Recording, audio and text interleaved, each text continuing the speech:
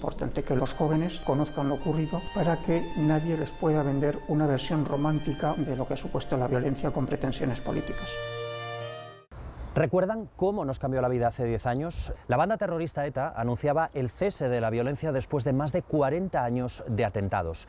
Aquello supuso prácticamente un cambio de era para varias generaciones que habían tenido que acostumbrarse a que las noticias de última hora fuesen los asesinatos y los secuestros perpetrados por esta banda.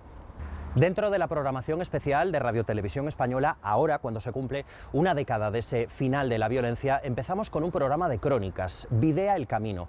El título lo hemos cogido prestado de Dori Monasterio. Ella es la hija de la primera víctima civil de la banda terrorista. Ella explica que para conseguir recuperar la convivencia hay que coger un camino suave, que no se puede hacer de un día para otro. Lo último han sido las palabras de Arnaldo Otegi, del coordinador de Bildu, que ha reconocido el dolor de las víctimas y que ha asegurado que aquello nunca debería haber ocurrido. En este reportaje hemos hablado sobre todo con ellas, con las víctimas, pero también con los más jóvenes, con una generación que ha crecido ya sin la banda terrorista. Ellos son el futuro de una sociedad vasca que poco a poco trata de recomponerse, aunque las heridas del terrorismo siguen sin cicatrizar.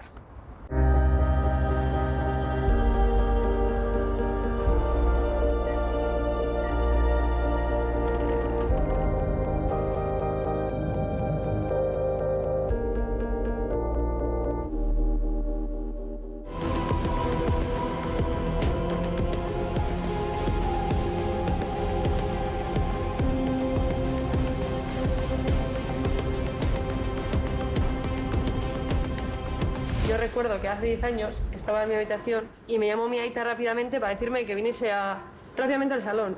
Y me dijo, Mayalen, que hoy está pasando algo súper importante.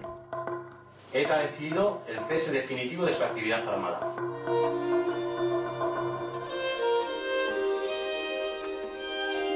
Mi vida ha cambiado muchísimo desde que no existe ETA. Y la mía solamente no, la de muchos que vivimos aquí. Habíamos sufrido tanto terrorismo, tantas muertes y tanta violencia que ya ese mensaje era como un alivio.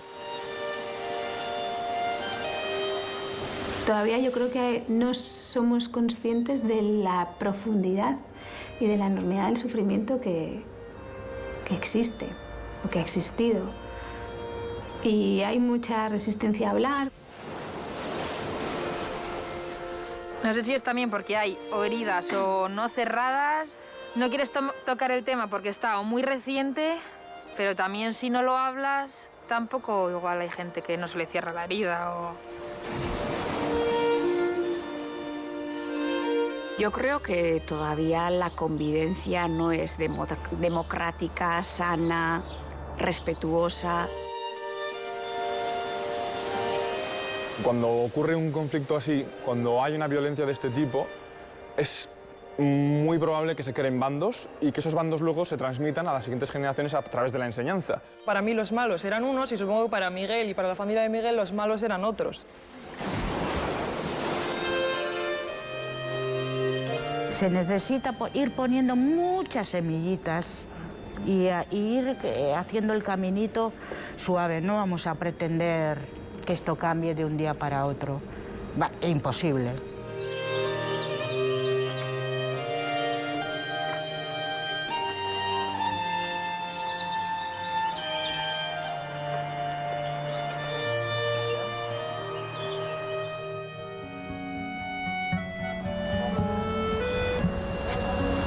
Soy María Jauregui y a mi aita le asesinó ETA el 29 de julio del 2000.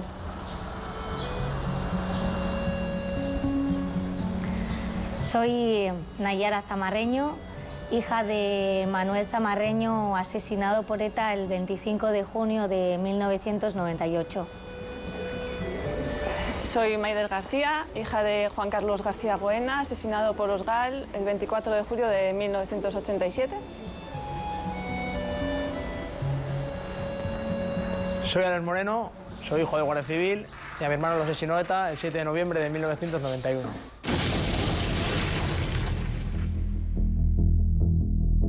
El atentado de mi padre fue de alguna manera la crónica de una muerte anunciada porque pues, llevábamos ya muchos meses con con amenazas, con dianas, con llamadas telefónicas, llevaba escolta y de alguna manera, pues bueno, nunca piensas que te va a pasar a ti, pero efectivamente cumplieron su amenaza y fue asesinado. Yo ya tenía 16 años y tuve la suerte de sentirme arropada por mis amigas y por la gente que tenía alrededor. Sin embargo, pues mi madre las amistades que tenía pues las perdió, le dejaron de saludar, dejaron de ser sus amigas e incluso parte de la familia también le dejó de hablar. Y encima cogen y el pueblo me da la espalda, o la gente, mis vecinos, me dejan de saludar. Y eso yo no lo he vivido en mis carnes, pero la gente que lo ha tenido que vivir, sobre todo en los años 80, igual esa época que es la que más se oye eso, es que eso tiene que ser súper duro. Y bueno, añadido a todo eso, pues mis hermanos mayores también no pudieron soportar la presión que había en aquel entonces y también decidieron marcharse fuera, con lo cual no solo perdimos a mi padre, sino que también pues, la familia se destrozó por completo. Cuando asesinaron a mi aita yo tenía 19 años y en el momento del asesinato sí es verdad que te rompe, ¿no? Te rompe todo, no entiendes nada, ¿no? Te preguntas, pero ¿por qué, no? ¿Por qué a mi aita, no? Además, él siendo una persona tan abierta que hablaba con todo el mundo, personas de cualquier ideología, ¿no?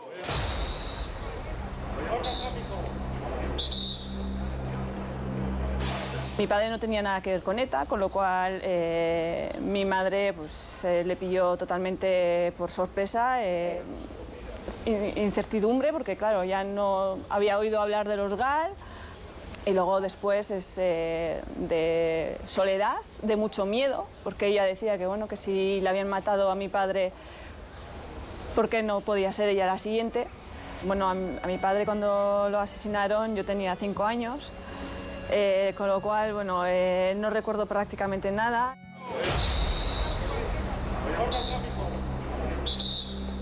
Lo mío fue con 2 años, aunque yo fuese también en el coche en el que pusieron la bomba y fuese mi hermano el que falleció. Al final, mi padre y mi hermano fueron los principales damnificados de esa bomba, pero en mi casa fue un golpe muy fuerte porque, muy similar a lo que comentabas tú, al final, una persona que en el pueblo todo el mundo sabía que era guardia civil en aquella época, que era una época difícil, pero que se iba bien con todo el mundo, nunca había tenido ningún problema, y de repente, de la noche a la mañana, cuando estás llevando a tus hijos a la piscina, te ponen una bomba con ellos en el coche.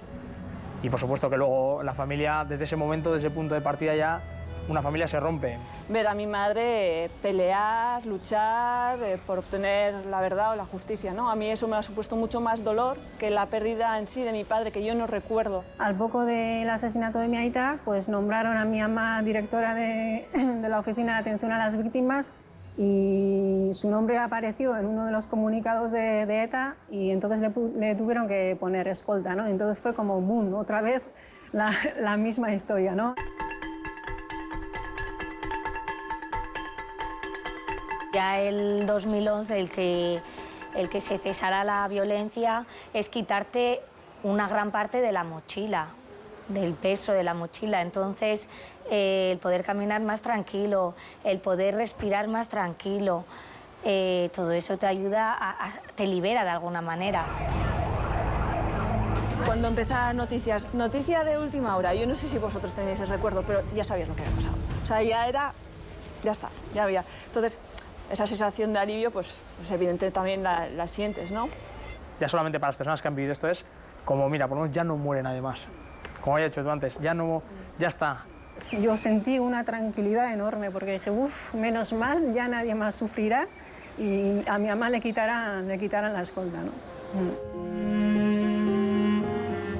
Sufrí amenazas cuando en el año 2007, a petición del Parlamento Vasco, presentamos un informe sobre otras víctimas, no solamente de las de ETA, sino que de otros terrorismos que existían. Me refiero al GAL, al Batallón Vasco Español, a la AAA, etc., ¿no?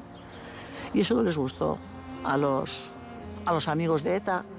Habíamos contactado con gente que ellos consideraban que eran suyas, sus víctimas. Y he vivido con escolta hasta el 2011. Ese año, hace 10, la banda terrorista anunciaba que dejaba las armas. En 2018 se disolvía, medio siglo después de su nacimiento. ETA surgió en el País Vasco, donde perpetró la mayoría de sus asesinatos. Las heridas que dejó en la sociedad vasca no han cicatrizado todavía. Información. Barkatuko dezute momentu bat.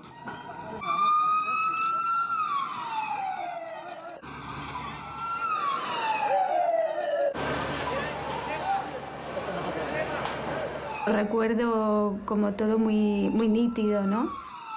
Mi rutina, mi vida personal te la destrozan, ¿no? Y hay todavía un discurso del odio que está ahí presente y hay una parte de la sociedad vasca que sigue anclada en ese pasado y en ese recurso a legitimar y a reconocer y a aplaudir lo que era o lo que fue ETA, ¿no? La libertad a la hora de hablar yo creo que todavía no existe. Hemos vivido durante tantos años y hay un silencio que por un lado ha sido impuesto porque las víctimas han sido rechazadas o han permanecido calladas, escondidas, era mejor que nadie supiera, ¿no? Y por otro lado hay un silencio que ha sido el silencio cómplice, el silencio del que se chivaba, del que ha indicado, ¿no? Del que ha señalado, el silencio de quien no ha ayudado a una víctima, ¿no? El terrorismo ha causado un sufrimiento atroz.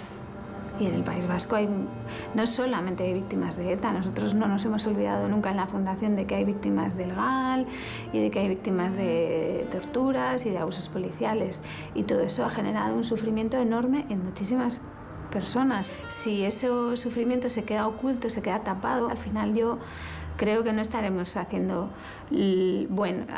bien para construir una convivencia sana.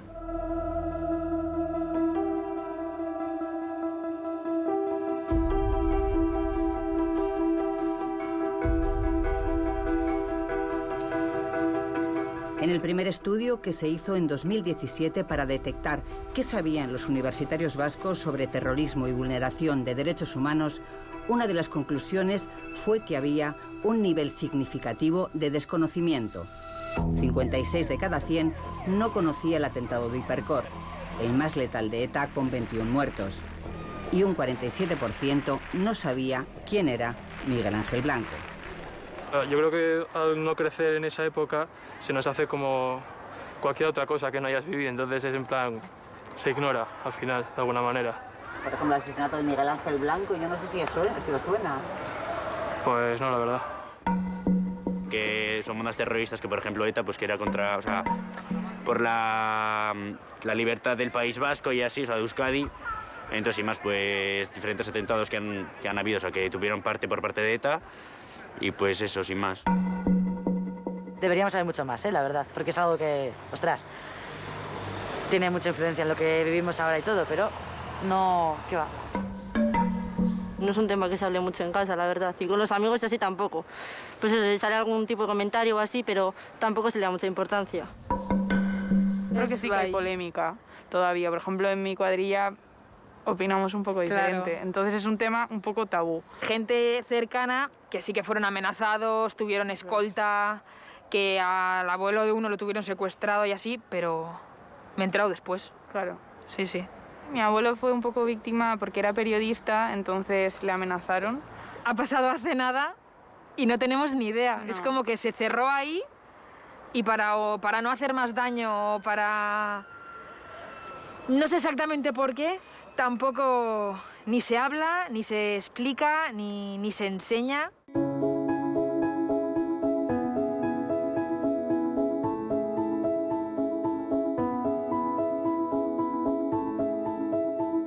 Aquí muchos estudiantes saben lo que fue ETA, pero, por ejemplo, no saben la historia de ETA. Hay culpas compartidas respecto del terrorismo. Es decir, ese discurso sí ha calado de manera importante y yo creo que habría que corregirlo rápidamente. A raíz, sobre todo, del asesinato de Francisco Tomás y Valiente, decidimos primero manifestar simplemente nuestra opinión contraria radicalmente al terrorismo de ETA, y luego pues de ahí creamos también un par de grupos de opinión, el Foro de Ermua y Basta Ya, y bueno, pues eso también nos fue colocando cada vez más en la diana de ETA. Algún compañero de esos grupos, como el periodista José Luis López de la Calle, lo asesinaron. Otros fueron atacados de diferentes maneras, y yo en el año 2000 incendiaron mi vehículo, y un año después le colocaron un artefacto explosivo mientras yo estaba enseñando aquí en esta facultad. Y a raíz de eso fue cuando me aconsejaron que era mejor si me iba del País Vasco durante un tiempo. Pensé irme 6 meses y fueron 13 años. Que había mucho ruido, sí, de disparos, del mundo de Ribatasuna, que ocupaba las calles, ocupaba el espacio sonoro en exclusiva, y había el silencio de las víctimas. Ese silencio sí se ha roto. ¿Dónde veo yo el silencio ahora? El silencio lo veo en Bildu, pero el silencio más canalla que hay, que es, ahora que puedes decirlo, ahora que ya no existe la organización terrorista, di que estuvo mal. Pero dilo así, si no hace falta muchísimas palabras. Lo que hizo ETA estuvo mal.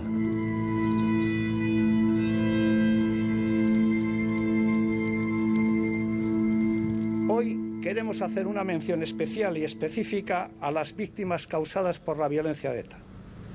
Queremos trasladarles nuestro pesar y dolor por el sufrimiento padecido.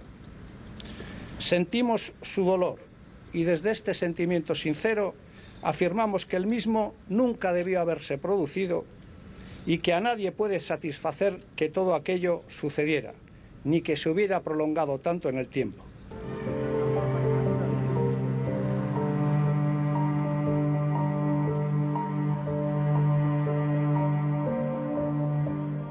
La idea de crear una fundación nace de nuestro sentimiento de no querer que mi padre desapareciera. Ni su memoria, ni tampoco su manera de trabajar y su manera de hacer y su contribución a la sociedad, ¿no? a la paz o a la convivencia. Entonces creemos que es muy importante que este trabajo se haga aquí, en el País Vasco especialmente, porque el terrorismo de ETA tuvo una legitimación social y política muy importante durante muchos años y de hecho todavía hoy por hoy la tiene. Entonces, el trabajo específico que hay que hacer en la deslegitimación de ese terrorismo hay que hacerlo aquí. La Fundación Buesa y el Memorial de Víctimas han creado un proyecto para aclarar significados de expresiones asociadas al terrorismo. Por ejemplo, el conflicto vasco. Aquí no ha habido un conflicto, sino una campaña terrorista que ha afectado sobre todo y especialmente a una democracia. La izquierda abertzale, el nacionalismo radical, se ha apropiado del concepto entendiéndolo de una manera muy particular, ¿no? Que es hablando de una especie de guerra, de que aquí ha habido una guerra entre dos bandos equiparables, entre el Estado y el pueblo vasco, etc., y que entonces ese conflicto se solucionaría cuando se conceda la autodeterminación, etc.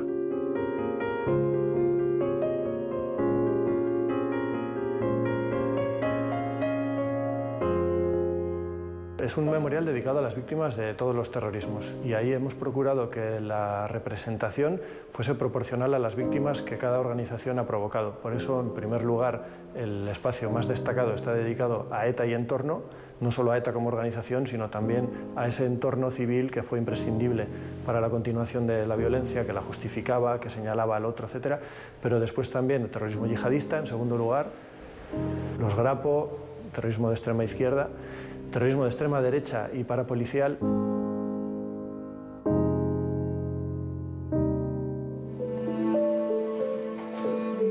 Es significativo que el legislador, cuando decide crear el Centro Memorial, determinara que su sede tenía que estar en el País Vasco. ¿Por qué? Pues porque del País Vasco había salido ese grupo terrorista que ha azotado a España durante más de medio siglo. El terrorismo no fue una guerra particular con unos guardias o con unos taxistas o con unos profesores, no fue contra esas personas que fueron asesinadas. El terrorismo era un desafío al Estado y las víctimas eran víctimas vicarias, les atacaban a ellos pero querían extorsionar al Estado. Le llamo en nombre de ETA para advertir de la colocación de una potente furgoneta bomba en el parking D de la Terminal 4 del aeropuerto de Barajas de Madrid. Cualquier intento de desactivarla supondría un gran riesgo y una grave irresponsabilidad.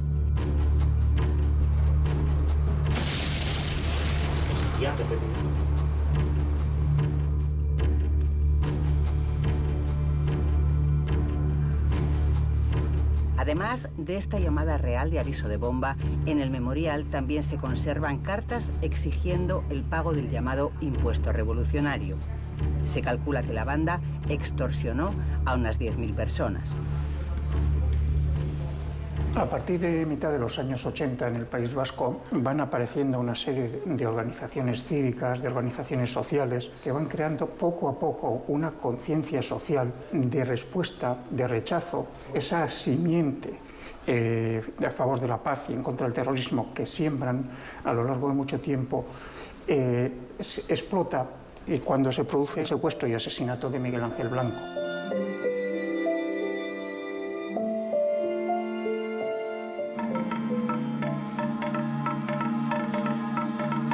Una sociedad que durante mucho tiempo había vivido con resignación o en silencio ante el terrorismo, en aquellas fechas de julio de 1997 se movilizó como nunca lo había hecho antes.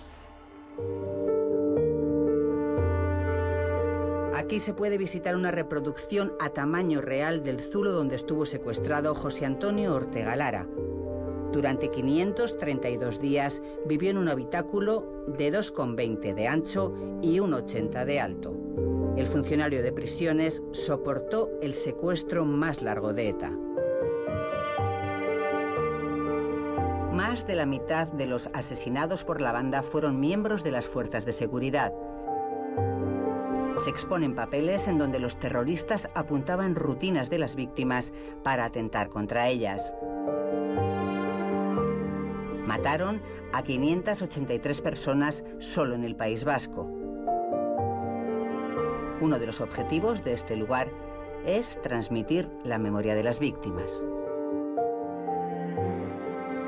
Es importante que los jóvenes conozcan lo ocurrido para que nadie les pueda vender una versión romántica o edulcorada de lo que ha supuesto la violencia con pretensiones políticas. Todavía hay personas que siguen teniendo miedo a manifestarse abiertamente o a exponer determinadas opiniones inconvenientes. Te asesinaba y es que era el silencio total o algo habrá hecho. Miquel Echevarría y Tueta. Años lo llevé apuntado en un papelito. Y lo llevaba el nombre de esa persona. No quería que se me olvidara nunca. Miguel Echevarría y Tueta ha fallecido ya. Por el asesinato de mi padre, él no fue a la cárcel porque hubo luego una amnistía. Entonces, en esa amnistía, pues, aunque había delitos de sangre, todo el mundo fue liberado. Ha habido gente que cuando se ha enterado, ahora, en estos últimos años, o sea, cuando he salido igual en imágenes, me ha dejado de hablar, me ha retirado la palabra. Hoy en día ha habido otra gente que me ha venido, me ha dado un abrazo o me ha dicho, estamos contigo. Mi padre fue la primera persona asesinada por ETA que era un obrero, una persona civil que trabajaba y que lo único que quería era pues, poder tener una vida normal con su familia y feliz. Tenía 38 años. Mi padre era de Burgos y mi madre, los dos, y vinieron con un sueño aquí. Se truncó, pero bueno, ese sueño, mi madre siguió con el sueño y aquí estamos. Los testimonios de las víctimas del terrorismo llegaron a las aulas en el País Vasco 6 meses antes del cese de la violencia de ETA. Ese programa, a partir de 2013, se llama Adiadian. Significa escuchar atentamente. Hoy lo que vamos a intentar es transmitir lo que es la experiencia Adiadian, lo que ha supuesto durante todos estos años esta experiencia de compartir vivencias traumáticas de las víctimas con los alumnos y alumnas más jóvenes.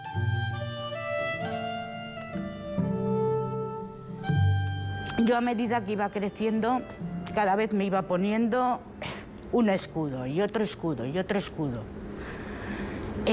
No decía nunca que mi aita había sido asesinado por ETA, sino que mi aita había muerto en un accidente de coche. Me costaba mucho seguir mi vida cada vez que había ocurrido un atentado, porque yo volvía otra vez...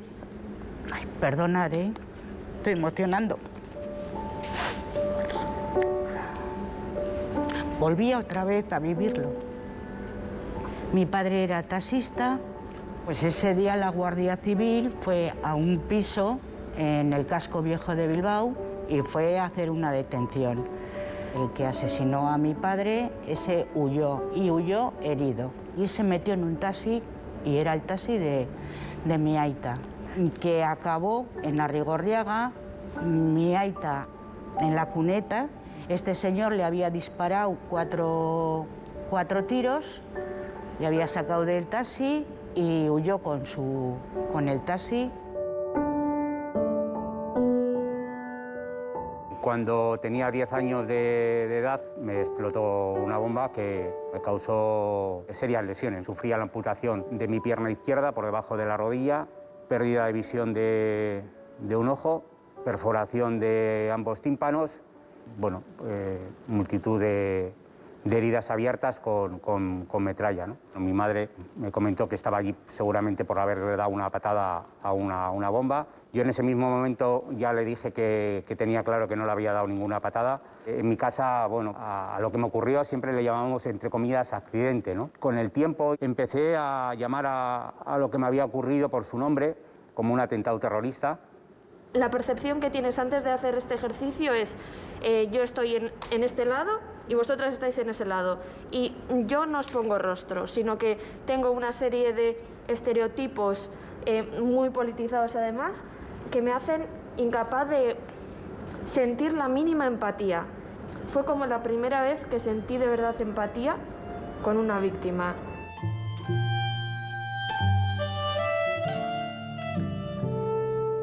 Yo tenía 10 años también, igual que Alberto. Mi madre nos puso ahí delante del padre y nos dijo, pues aquí tenéis a vuestro padre y mirar lo que han hecho los demócratas con él. Y estaba el cuerpo de mi padre allí. Tenía 8 balazos, 2 en el corazón, estaba reventado. Mi padre era miembro de Ribatasuna, y colaboraba con grupos en el deporte, en la cultura. Fue uno de los fundadores del periódico Egin también. Solía venir la Guardia Civil de noche y ellos le decían que colaboraba con la banda armada. Entonces, con esa excusa le cogían, le sacaban de casa, siempre era de madrugada, a la noche. Estaba desaparecido 4 o 5 días y luego pues volvía a casa, ¿no? Después de haber pasado esas torturas y esa situación. Hasta que asesinaron a mi padre, mi infancia fue maravillosa. Mi vida se rompió ahí, fue un shock. Todavía hoy en día, después de mucha psicoterapia, superar nunca se supera, es como que aprendes a vivir con esa mochila, ¿no? Y con ese dolor. Gracias a este tipo de proyectos, yo personalmente ahora me intereso más, me pongo en el papel de las víctimas, me cuestiono muchísimas cosas, lo hablo en diferentes ámbitos, es muy gratificante. Uno de los trabajos que había que hacer, obviamente, era también transmitir esta memoria, ¿no? A los que o eran muy niños cuando ocurrían estas cosas o ni siquiera habían nacido. Falta mucho recorrido también en el ámbito educativo, falta normalizar nuestra mirada a nuestro pasado más reciente. e incluirlo como parte de la historia que tienen derecho nuestros alumnos a aprender.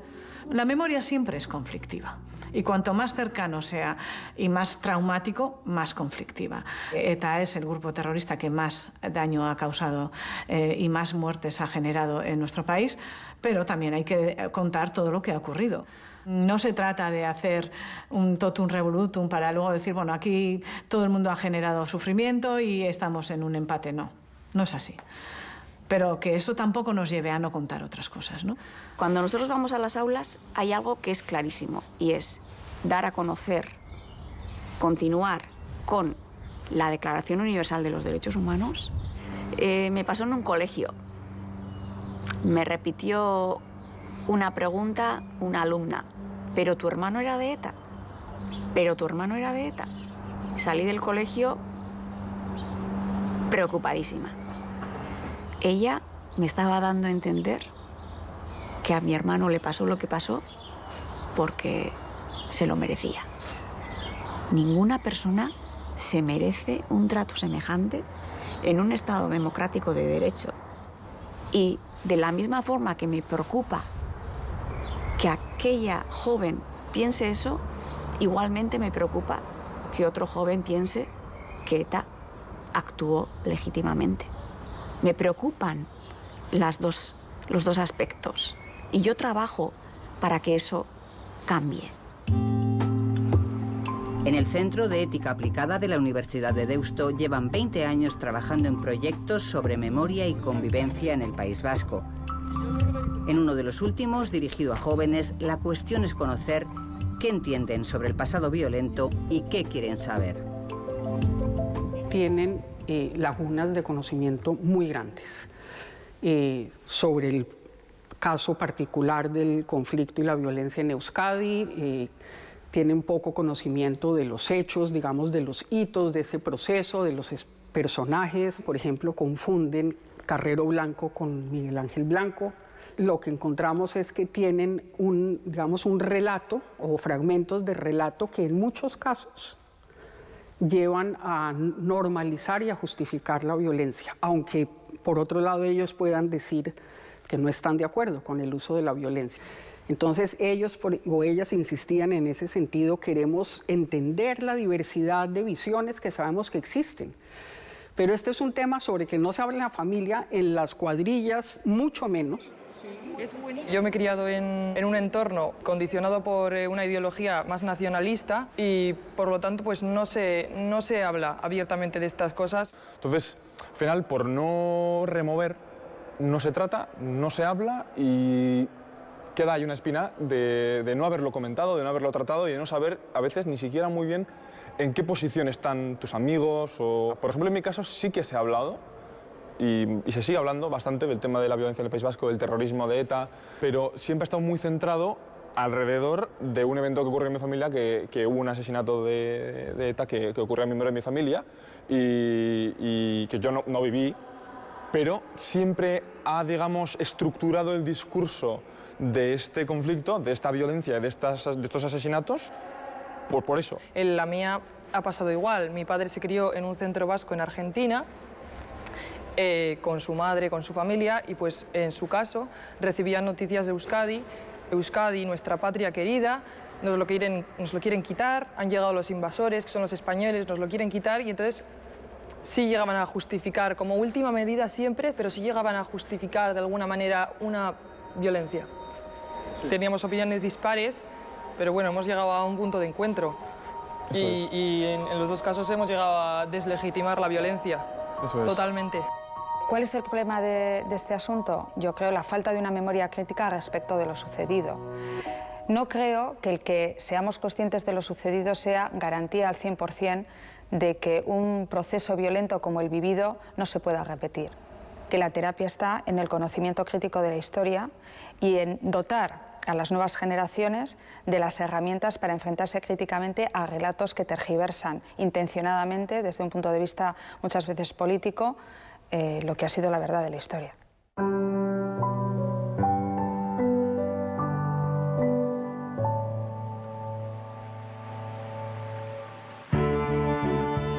Hay muchos chechenes que han estado amenazados, no han aguantado la presión del entorno porque ha sido muy dura y han marchado afuera, que les pintaban dianas en el coche, les amenazaban con cócteles molotov contra la ventana de casa. He nacido aquí y me gusta vivir aquí. A mí no me echan de aquí. En el 2007, pues nada, desactivando una bomba que habían puesto en los juzgados de Getxo y uno de los detonadores me reventó en la mano. Pues no, me arrancó los dedos de la mano, me llevaron a... Tengo aquí también unas cicatrices de la metralla del detonador.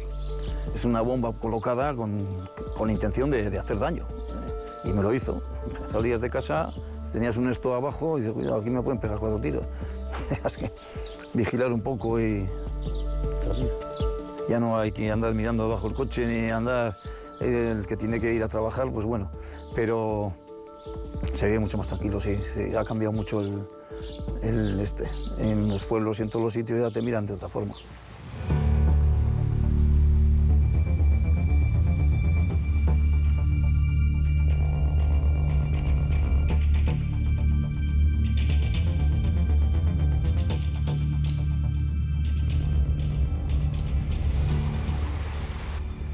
El primer episodio de violencia es en el año 82, cuando la Guardia Civil entra a nuestra casa con las metralletas. De repente nos levantaron a todos de la cama, apuntándonos, y vinieron teóricamente a buscar a mi hermano José Ignacio. Estaba refugiado, vivía junto con otros jóvenes. En ese momento vivía en Bayona, y cuando mi hermano desaparece de nuestras vidas, tengo 15 años. En nuestro caso, es cierto que la izquierda abertzale en este tipo de sucesos estaban ahí y te mostraban su apoyo. Pero las instituciones, digamos, importantes de tu país, de tu pueblo, nos dejaron de lado. Cuando más necesitas en tu vida un apoyo, unas palabras que te digan, eso estuvo mal. Nadie se merece que le hagan eso. Todavía estoy esperando.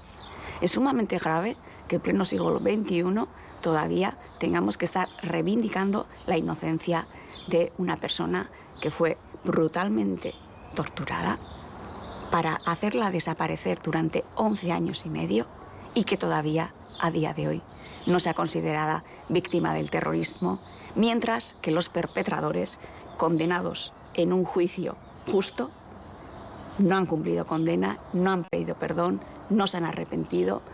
¿Qué Estado democrático de derecho existe? Esta es la última foto de toda la familia reunida. ¿Cómo es la vida? Uno nunca sabe, la verdad, cuándo va a llegar ese final, ¿verdad? Esta es el recordatorio que se hizo tras haber estado casi 12 años desaparecidos, el recordatorio cuando fueron identificados los cadáveres en Alicante. Es el lugar donde aparecieron los restos. Creo que necesitamos, para conseguir nuestra reparación, ese respaldo, ese reconocimiento institucional, tanto de la sociedad española como de la sociedad vasca. Y creo que otro reto pendiente es ese reconocimiento social que las víctimas de ETA no tuvieron y que a día de hoy creo que para su reparación es necesario. Empecé a acudir a las aulas, sobre todo con para mí una misión y un propósito, que era que esto no se olvidase, que la gente, bueno, los chavales a los que iba a dar mi testimonio, supiesen que en el caso mío la bomba me explotó a mí, pero la onda expansiva de esa bomba afectó a toda mi familia y a la gente que me quería. Todo ese dolor no es solo de las personas que lo han vivido, sino que es responsabilidad de todas las personas que convivimos en esta sociedad y que nos comprometemos nosotras también a que esas cosas no vuelvan a suceder y que de verdad tengáis el reconocimiento que os merecéis.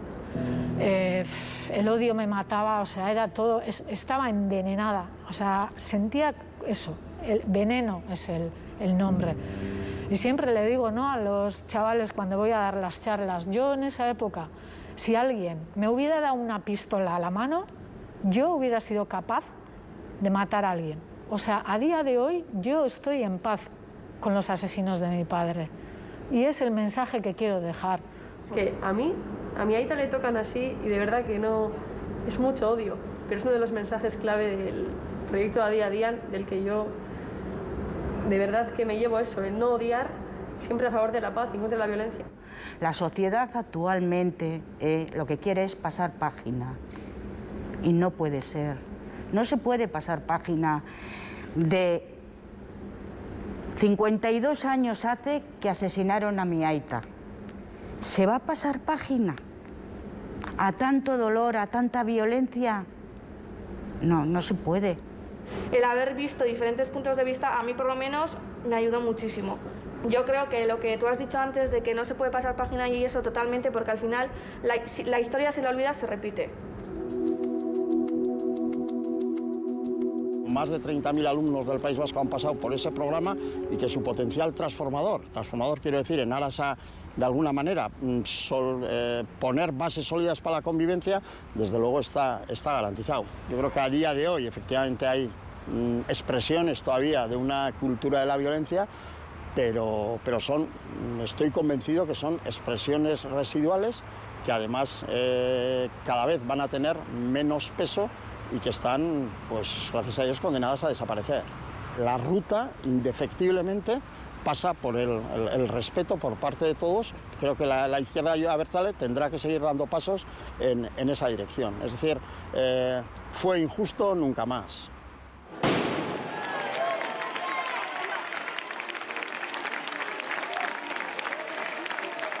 Yo entiendo que una persona que sale de la cárcel pues quiera ser recibida por sus amigos y por sus familiares, pero creo que se debería de hacer en un ámbito privado, porque al hacerlo en la calle, en un sitio público, y encima alabar la trayectoria incluso sangrienta de muchos de los presos, pues no ayuda a la sociedad. Yo no voy a tener nunca ese ongi etorri hacia mi hermano. Entonces, que alguien que igual ha matado a mi hermano reciba eso de un pueblo, a mí me duele. A Juan Mari no le va a resucitar nadie, pero yo prefiero ver a una persona que sale de la cárcel cumpliendo condena con esa mentalidad de decir que yo lo que hice estuvo mal y nunca tuvo que haber sucedido eso. Para mí ahora mismo estas personas son los mayores deslegitimadores del uso de la violencia. Bueno, los encuentros restaurativos en principio se producen por iniciativa de ellos, de los victimarios. Hay una petición por parte de algún preso en el sentido de que le gustaría contactar con las víctimas para manifestar su pesar, su dolor, que por supuesto no iban a tener ningún beneficio penitenciario por participar en estos encuentros.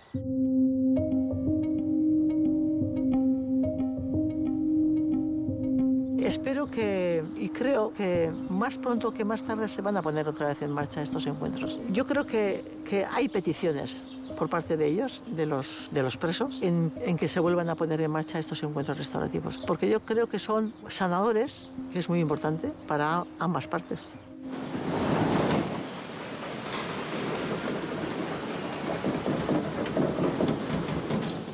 El primer encuentro lo tuve con Luis Carrasco. Fui a visitarle a Nanclares. En ese momento iba, porque era el año 2011, mayo, con escoltas.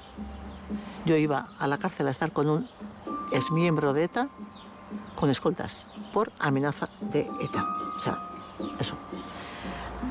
Yo salí como si me hubiera quitado un peso de encima impresionante, porque yo personalmente la verdad es que no pensaba que me iba a afectar tanto, que esto iba a ser bueno, entendía, bueno para la futura convivencia, porque estas personas van a salir de la cárcel en un momento determinado y vamos a convivir entre todos y van a estar ahí. A mí Ivonne me escribió una carta el año 2012, a finales, en el que me explicaba pues, su pesar. Me encontré con Ivonne ya fuera del paraguas institucional, porque lo de los encuentros restaurativos, eso se terminó en el año 2012. Fue un encuentro muy intenso, muy fuerte, de muchas preguntas, lo mismo que a Luis, le pregunté a él. Y bueno, pues él, dentro de la conversación, porque comentamos cómo hacíamos todos los años, le recordábamos a Juan Mari el 29 de julio, etcétera, etcétera, y me dijo, oye, ¿qué te parece si yo apareciese? Vino además con un